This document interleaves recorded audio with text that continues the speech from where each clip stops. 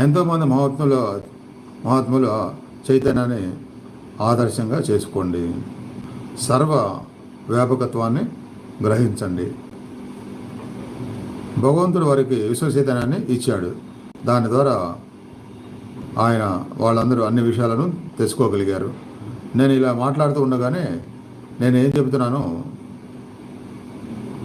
ఆ మహాగురువులకు తెలుసు.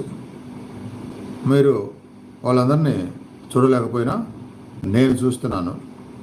అంటే ఉదాహరణకు అవతార్ బాబాజీ కావచ్చు, అట్లానే లారీ మాసయ్య కావచ్చు, వెంకటేశ్వర గారు కావచ్చు, లేదా ఆపడికి శరీరంతో లేనటువంటి త్రైలింగేశ్వర స్వామి కావచ్చు, ఎంతోమంది మీరు చూడలేకపోయినా నేను ఇప్పుడు మాట్లాడుతున్నప్పుడు నా ఎదురుగా నేను చూడగలుగుతున్నాను అని చెప్తున్నారు యోగానంద గారు.